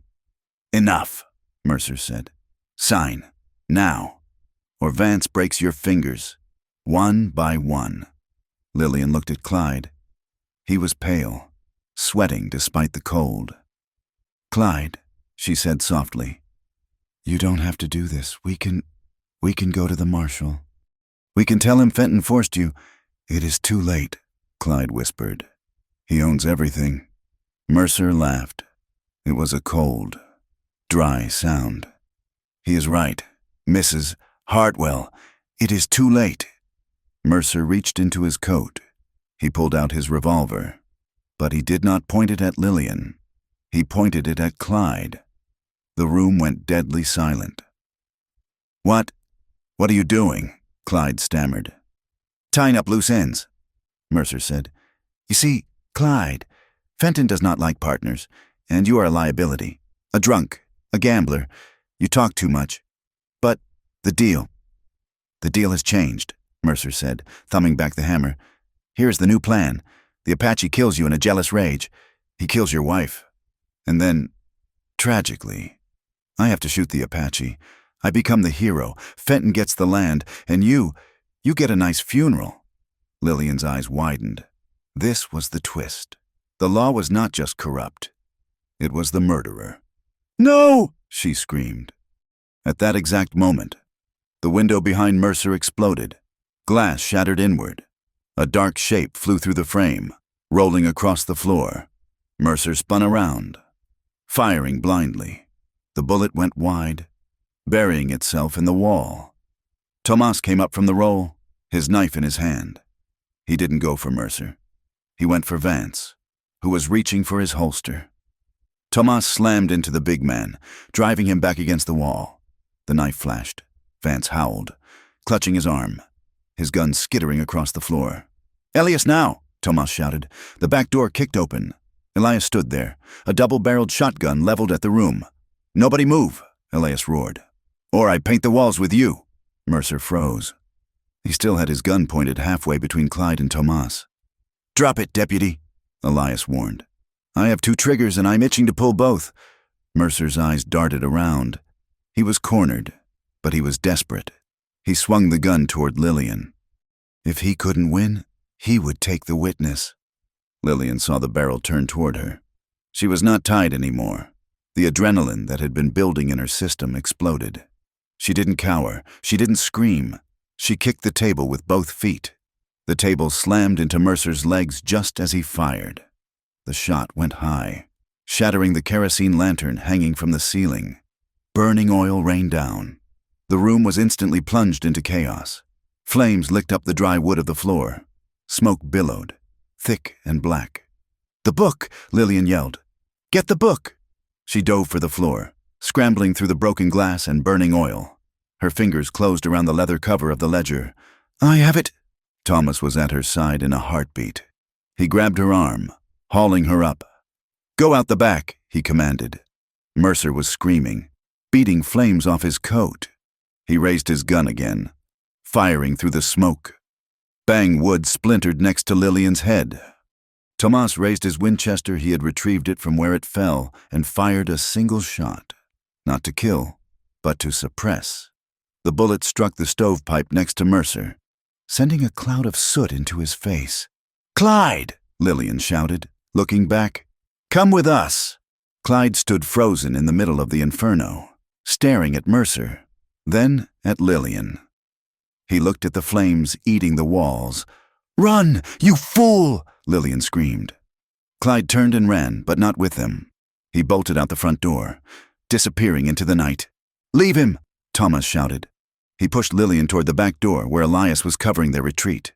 They burst out into the cold, snowy night. The air tasted sweet after the acrid smoke. "To the horses!" Martha yelled from the tree line.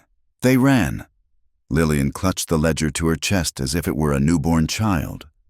Thomas ran beside her, limping slightly, his hand firmly on her back. Mercer stumbled out of the burning shack behind them. He fell to his knees, coughing, his fine uniform singed and blackened. He raised his gun to fire at their retreating backs, but Elias turned and fired one barrel of his shotgun into the air. "Stay down, lawman," Elias shouted. "Next one is for your head." Mercer stayed down. They reached the horses. Lillian scrambled onto the paint horse. Her hands were shaking so hard she could barely hold the reins. "Are you hit?" Tomas asked, his voice urgent. He was checking her, his hands running over her arms, her shoulders. "No," she gasped. "I am fine. You are bleeding." "It is nothing," Tomas said. He swung onto the roan mare, gritting his teeth against the pain in his side. He looked at Elias and Martha. "Thank you," he said. "Get her out of here." "Thomas," Elias said, "we will scatter. Confuse the trail. Go to the marshal in Tucson. You have the evidence." Lillian held up the ledger. "I have it." "Then ride," Martha said. "Ride like the devil is chasing you, because he is." Thomas kicked his horse. "Hya!" They galloped away from the burning mine, the flames casting a long, dancing shadow against the snow. Behind them, the fire roared, a beacon in the night, marking the end of the chase and the beginning of the war. They rode for an hour without stopping, putting miles of rough terrain between them and Mercer. Finally, when the horses were blowing hard, Tomas slowed to a trot. The snow had stopped. The clouds were breaking, revealing a field of cold, hard stars. "We did it," Lillian whispered. She looked at the book in her hand. "We have him?" Thomas pulled his horse alongside hers. He reached out and took her hand. His grip was strong, reassuring. "You did it," he said. "You kicked the lantern." "I was angry," Lillian admitted. "Anger is good." Thomas said, "Anger keeps you warm." He looked back at the trail. "Mercer is alive," he said. "He will not stop. He cannot stop now. If this book reaches the judge, he hangs. If he catches us, we die." "He won't catch us," Lillian said. She looked at Thomas, seeing the blood on his shirt, the exhaustion in his eyes, but also the fierce, unyielding light of a man who had chosen his path. "Where do we go?" she asked. "San Cielo," Tomas said. Lillian stared at him. "Beck, are you crazy?" "It is the last place they will look," Tomas said. And it is the only place where this ends. We do not run to Tucson. We bring the truth to the people who watched you suffer. We finish this where it started." Lillian felt a shiver run through her. Not fear, but anticipation. "Okay," she said. "Let's go home." They turned their horses south, toward the town that had cast them out, ready to bring the fire down from the mountain. San Cielo was not asleep when they returned. It was merely holding its breath. The morning sun had just begun to bleed over the jagged rim of the mountains, painting the dusty street in hues of violent orange and long, stretching shadows. Lillian Hartwell and Thomas Aguilar rode down the center of the main street. They did not sneak in through the alleyways. They did not hide their faces. They rode side by side, their horses moving at a slow, deliberate walk. Lillian sat tall on the paint horse, her dress torn, her face smeared with soot and dried blood. But her eyes were fixed on the steps of the courthouse, which was, in truth, just the large front room of the town hall that doubled as a saloon in the evenings. Word had traveled faster than they had. The presence of the United States Marshal, a man named Marshal Pickett, who rode the circuit with Judge Holloway, had drawn a crowd. Silas Fenton was there, standing on the porch, looking like a king whose castle was being besieged. Deputy Wade Mercer stood beside him, his uniform scorched from the fire, his face a mask of desperate fury, and Clyde Hartwell hovered in the background, a ghost of a man who looked ready to bolt at the first sign of trouble. Tomas pulled his roan mare to a halt. He did not reach for his rifle. He simply sat there, radiating a calm that was more terrifying than any shout. "Marshal Pickett!" Lillian called out. Her voice was raspy from the smoke, but it carried clearly in the morning air. "I have business with the court." The marshal, a gray-haired man with a mustache that drooped past his chin, stepped out from the doorway. He looked at Lillian, then at Tomas, then at the scorched deputy. "Mrs. Hartwell," the marshal said, "you are a hard woman to find. Deputy Mercer here says you were kidnapped by this Apache renegade. He says you are being held against your will." Lillian swung her leg over the saddle and dropped to the ground. Her knees ached, but she did not stumble. She walked up the steps, clutching the leather-bound ledger to her chest. "Deputy Mercer is a liar," she said. The crowd gasped. Mrs. Gable and the church ladies, who had gathered early for the spectacle, whispered furiously behind their hands. "Arrest him!" Fenton shouted, pointing a shaking finger at Tomas. "That savage tried to kill a lawman. He burned down the mining shack. He is dangerous." "Step down, Fenton," the marshal ordered. He looked at Lillian. "These are serious accusations. Ma'am, you look like you have been through a war." "I have," Lillian said. "A war started by these men." "She is hysterical," Clyde yelled from the back, finding his voice. "She is out of her mind. Marshal the Indian has bewitched her. Look at her, she is not a decent woman anymore." The marshal looked at Thomas, who had dismounted and was standing a few feet behind Lillian. "What do you have to say, son?" the marshal asked. Tomas looked at the lawman. "I speak only when I am asked. Marshal, but today, I am not the one who needs to be heard." He gestured to Lillian. "She speaks for herself. I just stand beside her." It was a small gesture, but it shifted the entire weight of the moment. In a town where women were spoken for, spoken over, and spoken about. Thomas had just ceded the floor to her. He was not shielding her. He was backing her. Lillian stepped forward. She held up the ledger. "This," she said, "is Silas Fenton's private account book. I took it from the shack where Deputy Mercer and Clyde Hartwell held me prisoner last night, where they tried to force me to sign away my land." Fenton's face went the color of old dough. "That is stolen property. It is a forgery. It lists the bribes," Lillian continued, her voice gaining strength. $50 to Deputy Mercer to ignore the harassment of widows, $100 to the land office clerk to lose deeds, $20 to Clyde Hartwell to return and claim a wife he abandoned 2 years ago. She opened the book. "Here," she pointed. "Date August the 3rd. Payment to Vance for intimidation of L. Hartwell." She looked up, scanning the crowd.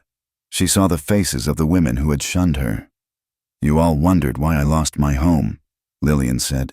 She did not sound angry anymore. She sounded tired and terribly lucid. You whispered that I was loose, that I was broken. You said I had no value because I had no husband. She looked at Mrs. Gable directly. I was not loose. I was hunted. I was hunted like a fox by men who wanted my land for the railroad right-of-way. And you? She swept her gaze across the townspeople. You let them, because it was easier to believe I was a bad woman than to believe your town was run by bad men. Lies, Mercer shouted. He drew his gun. She is obstructing justice. I am taking her in. Touch that gun, and you die, a voice said. It was not Tomas. It was the marshal. He had his own Colt drawn, leveled at Mercer's chest. Hand it over, deputy, the marshal said coldly. I have been hearing rumors about your methods for a long time. Seems Mrs. Hartwell brought the receipts. Mercer froze. He looked at Fenton, but the shopkeeper was already backing away. Trying to blend into the shadows, Mercer dropped his gun. It is a misunderstanding, Clyde stammered, stepping forward with his hands up. Lily, tell them I just wanted us to be a family again. I love you, Lily. Lillian looked at her husband. She felt nothing. No hate, no fear, just a hollow space where a memory used to be. You do not love me, Clyde, she said. You sold me for $20. Clyde's face crumpled. But look at you. You have been with him, he pointed at Thomas. You are ruined. Lily, no one will take you back. You need me. Without me, you are nothing. He looked at the crowd, seeking support. She is soiled, Clyde shouted, desperate now. She ran off with an Apache. You know what that means. You know what they do. The crowd murmured. The stigma was real. Even with the truth exposed, the stain of her association with Tomas was a mark that San Cielo would not easily forgive. The whispers started again. Unnatural. Ruined. Damaged. Lillian stood alone in the center of the scrutiny. She felt the old shame trying to rise, trying to choke her. Then, she heard the boots on the wooden planks. Thomas walked up the steps. He moved past the marshal. He moved past Clyde. He stopped next to Lillian. He did not grab her. He did not posture. He simply stood there, solid and undeniable. He reached out and gently took the ledger from her hands, handing it to the marshal without looking away from her. Then, he turned to the crowd. You listen to this man, Thomas said, gesturing to Clyde with a tilt of his head. And you listen to your own whispers. You look at this woman and you see a problem. You see a broken rule. He paused, letting the silence stretch until the wind was the only sound. You told her she was worth nothing, Tomas said. His voice was not loud, but it had the timbre of a drum beat. You told her that without a man to own her, she was garbage. He turned to Lillian. He looked at her soot-stained face, her matted hair, her bruised cheek. He looked at her with a reverence that made the church ladies hold their breath. They said you will never be loved again, Tomas said, quoting the poison that had haunted her. He reached out and took her hand. He did not care who saw. He did not care about the laws against miscegenation or the scandal it would cause. They told you that no decent man would want you, he continued. But I look at this town. I look at these men who beat women and steal from widows, and I do not see decency. He stepped closer, closing the distance between their worlds. They say you will never be loved, Tomas said, his voice dropping to a rough whisper that only she and the silent crowd could hear. I do not know how to love the way this town loves. I do not know how to love with conditions. He squeezed her hand. I only know that I choose you, he said. I choose you when you are strong. I choose you when you are afraid. I choose you today, and I will choose you tomorrow, every day. Lillian let out a breath she didn't know she was holding. The tears finally spilled over, cutting tracks through the soot on her face. Thomas turned back to Clyde. She is not nothing, Thomas said. She is everything, and she is done with you. The marshal holstered his gun. He looked at his deputies. Arrest Wade Mercer, the marshal barked. And Silas Fenton, and Clyde Hartwell. Charges are extortion, fraud, and attempted murder. as the handcuffs clicked onto Clyde's wrists. He looked small and pathetic. The law that had terrified Lillian was just a few greedy men in cheap suits. The crowd began to disperse, but the mood had changed. They did not look at Lillian with scorn anymore. They looked at her with a confused mixture of awe and shame. They had seen a savage act like a gentleman, and their own leaders act like savages. Tomas did not wait for their approval. He guided Lillian down the steps. "Let's go home," he said. Night had fallen over the small house at the edge of town. For the first time in weeks, the door was not just closed, it was locked from the inside, and a heavy chair was wedged under the handle, but the fear was gone. Lillian stood by the wash basin. She had scrubbed the grime from her skin, though the bruises were still dark purple against her pale complexion. She wore a clean white nightgown, the cotton soft against her tired body. The house was quiet. The wind outside was just wind now, not a threat. Tomas sat at the small kitchen table. He had cleaned his own wounds, bandaging the graze on his ribs. He had washed the war paint of dust and blood from his face. He looked younger in the soft light of the kerosene lamp, less like a warrior and more like a man who had carried a heavy weight for a long time. Lillian turned to look at him. "They are gone," she said softly. "The marshal took them to Tucson this afternoon." "They will not come back," Tomas said. "The book is too heavy. It will sink them." He looked at his hands, resting on the table. "You should sleep. Lillian, you have not slept in 3 days. "I cannot sleep," she said. She walked over to him. She stood before him, feeling the heat radiating from his body. "Tomas," she said. He looked up. His eyes were dark pools, guarded and careful. Even now, after everything, he was waiting for her to draw the line. He was waiting for the gentleman to be dismissed so the lady could return to her life. "You said you chose me," she whispered. "I did," he said. "Then why are you sitting over there?"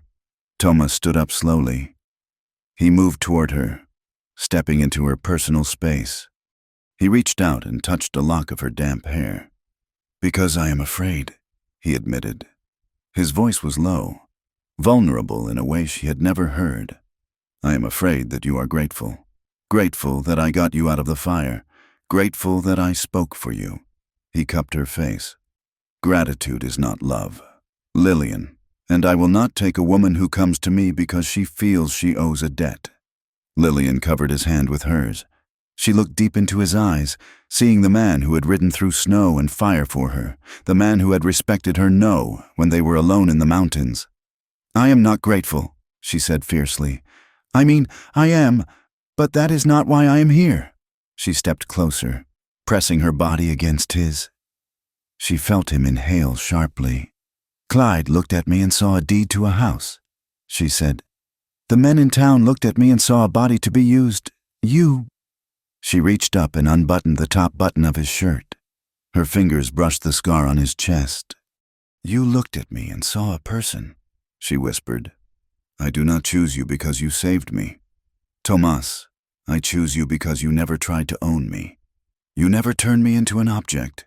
She leaned up and kissed him. This time, there was no hesitation, no pulling back. Tomas made a low sound in his throat and wrapped his arms around her, pulling her off her feet and crushing her to him. The kiss was hungry, desperate, a release of weeks of terror and longing. He tasted of life. He tasted of the wild, clean air of the mountains. He carried her to the small bed in the corner of the room. He laid her down as if she were made of glass. But when he joined her, his touch was firm and possessive in the way that asked for permission and received it enthusiastically. The lamp burned low, casting long shadows on the walls.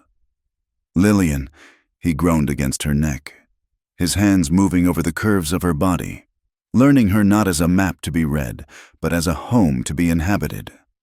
"I am here," she whispered, arching into his touch. "I am yours." They came together with a slowness that was almost painful, a deliberate savoring of every sensation. There was no rough urgency, only a profound, deepening rhythm of connection, skin against skin, breath mingling with breath. For Lillian, it was a reclamation. With every touch, every kiss. He erased the memory of Clyde, of the town's judgment, of the years of loneliness. He worshipped her body not as a conquest, but as a miracle. And for Tomas, the man who walked between worlds and belonged to neither, he finally found a place where he could rest, in her arms. He was not a scout, not an Apache, not a curiosity. He was just a man, loving a woman. The light flickered and died, leaving them in the velvet darkness, wrapped in each other. The silence filled only with the sound of their breathing and the beating of two hearts that had finally found the same rhythm. A long time later, when the moon was high and pouring silver light through the window, they lay tangled in the sheets. Lillian rested her head on Thomas's chest, listening to the steady thump, thump, thump beneath his ribs. She traced the line of the bandage on his side. "What happens now?" she asked softly. Tomas tightened his arm around her. Now we live." "Here?" she asked. "In San Cielo?" "Why not?" Tomas said. "It is your home. It is your mother's land. Why should we leave it to the ghosts?" "They will talk," Lillian said. "They will always talk. We will be outcasts." "Let them talk," Tomas said. He kissed the top of her head. "They are sheep. We are wolves now." He shifted so he could look at her. His face was serious. "But it will be hard. Lillian, I am not a white man. I cannot give you a society life. I cannot give you tea parties with Mrs. Gable." Lillian laughed softly. "Mrs. Gable can keep her tea. I want something real." "I can promise you protection," Tomas said, his voice solemn, making a vow. "I can promise you that no man will ever force you to do anything again. I can promise you food on the table and honesty in this bed. That is all I want," Lillian said. "But I need a promise too." Tomas said, "Anything. Promise me that we do not hide," he said. "We do not live in the shadows. If we stay as we are. You and me, in the light." Lillian thought about the trading post. She thought about the courthouse steps. She thought about the way he had held her hand in front of God and everyone. "I promise," she said. "No more shadows." She pulled the quilt up over them, creating a warm, private world. "We will redefine what it means to be a family in this town," she said. "Let them look. Maybe they will learn something." Thomas smiled in the dark. "Maybe." He kissed her forehead, a gentle, sealing gesture. "Sleep now, Lillian. The wolves are guarding the door." And for the first time in her life, Lillian Hartwell closed her eyes and slept without a single dream of running away. She was exactly where she was meant to be. 3 months after the fire at the mine, the autumn winds began to sweep down from the high country, scrubbing the sky over San Cielo until it was a piercing, relentless blue. The heat of the summer had broken, replaced by crisp mornings that smelled of wood smoke and dried sage. Lillian Hartwell stood on the porch of her home. It was the same structure she had lived in before, yet it was entirely different. The peeling gray paint had been scraped away and replaced with a fresh coat of whitewash that gleamed in the sun. The sagging step had been reinforced with sturdy oak planks. The roof, which used to leak whenever the clouds gathered, had been patched with new shingles. She held a piece of paper in her hand. It was not a crumpled note or a forged demand. It was a deed, stamped with the official seal of the territory of Arizona, dated October the 14th, 1883. Marshal Pickett had delivered it personally that morning. "It is done, Mrs. Hartwell," the marshal had said, tipping his hat. "The court in Tucson has nullified the previous transfer. Clyde Hartwell is in the territorial prison in Yuma, serving 10 years for fraud and extortion. Silas Fenton has lost his business license and is facing federal charges for land speculation. The land is yours, free and clear." Lillian ran her thumb over the embossed seal. For 2 years, she had believed that this piece of paper defined her worth. She had believed that without it, she was a vagrant, and with it, she was a citizen. Now, holding it, she realized it was just paper. It guaranteed her a place to sleep, but it did not guarantee her a life. She had fought for the land, yes, but she had built the life with her own hands. and with the hands of the man who was currently hammering a fence post in the south pasture. She looked up. Thomas was working near the corral. He had built a proper enclosure for the horses, his roan mare and her paint horse, along with 2 pack mules they had acquired. He was stripped to his shirt sleeves, the white cotton stark against his copper skin. He worked with a steady, rhythmic efficiency, driving the iron nails into the cedar wood with precise blows. He was not hiding. That was the greatest change. In the weeks following their return, Thomas had not retreated to the mountains, nor had he tried to become invisible. He walked into town when they needed supplies. He walked with his head up, his stride long and unhurried. He was not a hero to the town. San Cielo was still a town of miners and settlers, people who held their prejudices close like a favorite coat. They did not throw parades for him. They did not invite him to Sunday dinner. But something had shifted in the air. Yesterday, when they had gone to the general store now run by a nervous but polite cousin of the deposed Fenton Mr. Henderson, the blacksmith, had been coming out. In the past, Henderson would have spat on the ground as Thomas passed. Yesterday, Henderson had paused. He had looked Thomas in the eye, nodded once, and said, "Morning." "Morning," Thomas had replied. It was a small thing. It was a microscopic shift in the bedrock of the town's social strata. But to Lillian, it was an earthquake. It meant that Thomas was no longer a savage to be feared or a dog to be kicked. He was a man who had stood his ground. He was a man who had protected a woman when the law would not. The town respected strength, and Thomas possessed a quiet strength that made their bluster look childish. Lillian folded the deed and placed it in her apron pocket. She turned back to the house. She had work to do. The sign hanging above the gate read, "The Blue Quail Inn, lodging for travelers." It was a modest enterprise. She had converted the 2 back rooms into guest quarters. They were simple, clean, and smelled of lavender. She did not cater to the rough crowd from the saloons. She took in the circuit preachers, the surveyors, the wives traveling to meet their husbands at the fort. She offered a hot meal, a clean bed, and safety. And safety was in short supply in the territory. She walked inside and picked up the bundle of fabric on the table. It was bright blue calico, the color of the desert sky at noon. She had bought it with the first money she earned from sewing for the marshal's wife. She climbed onto a chair and began to hang the curtains over the main window. For years, this window had been bare. She had left it that way because she felt she had nothing to hide, and later, because she felt she had nothing worth protecting. The bare window had been an invitation for the town to look in, to judge, to whisper. Now, she was putting up a barrier.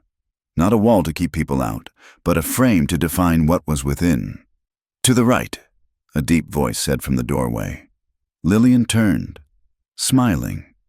Thomas stood there, wiping the dust from his hands with a rag. He leaned against the door frame, watching her. "You think so?" she asked, adjusting the rod. "If you put it too far left, it blocks the morning light," he observed. "And the morning light is the best time to see you." Lillian felt a flush of warmth rise in her cheeks.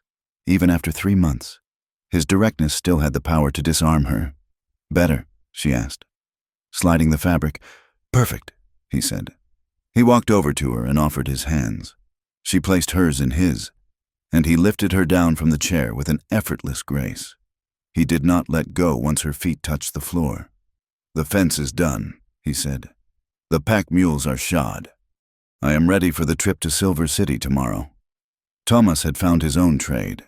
He did not scout for the army anymore. He refused to hunt his own people. Instead, he worked as a guide for the honest merchants and the geologists who were coming to map the mineral deposits. He knew the water holes. He knew the weather.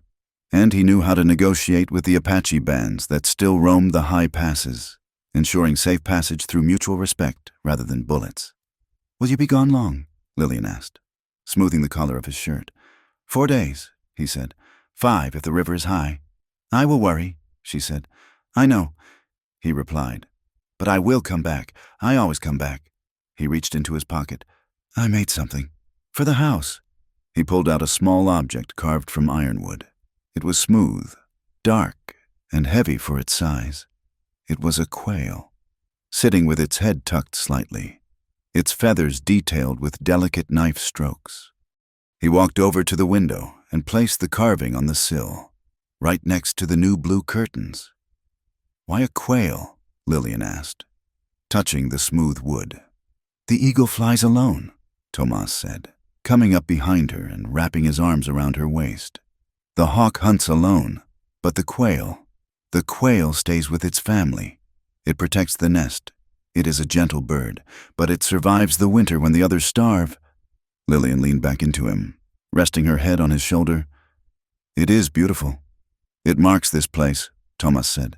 "Curtains to say this is a home, a quail to say this is a family." That evening, the sun set in a spectacular display of violet and gold, setting the western horizon on fire.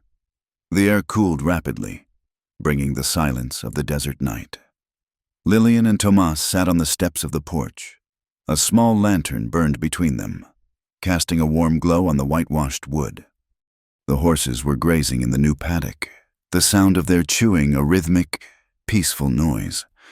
Lillian had a basket of mending in her lap, but she was not working. She was watching the stars emerge, one by one. "Dr. Lewis came by today," she said quietly. Thomas stiffened slightly. "Are you ill?" "No," she said. "He came to buy eggs, but we talked."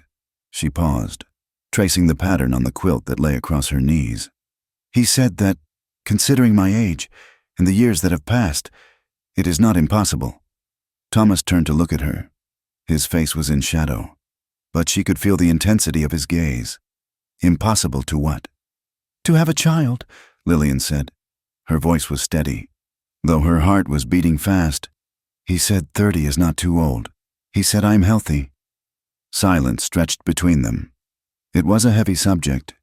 In the world they lived in, a child of mixed blood would face a life of difficulty. They would be too white for the reservation and too Apache for the town. They would carry the legacy of the war between their peoples in their very blood. Tomas reached out and took her hand. His fingers were rough, calloused from the hammer and the reins, but his touch was incredibly gentle. "Do you want that?" he asked. "Do you want to bring a life into this hard world?" Lillian looked out at the desert. She thought about the cruelty she had faced. She thought about the names she had been called. "I used to think no," she admitted. "When I was with Clyde, the thought of a child terrified me. I did not want to bring a baby into a house with no love. I did not want to raise a daughter to be sold, or a son to be a bully." She turned to Thomas. "But this is not that house anymore, and you are not that man." Thomas looked down at their joined hands. "It would be hard for them. Lillian, the town, they tolerate me. But a child, they might not be so kind." "Then we will teach the child to be strong," Lillian said firmly. "We will teach them what you taught me, that worth comes from inside, not from the whispers of strangers." She squeezed his hand. "And if a child comes, they come. If not, we are still a family. You and I, we have built this. That is enough." Tomas lifted her hand to his lips. He kissed her knuckles, a gesture of reverence that he offered only to her. "It is more than enough," he said.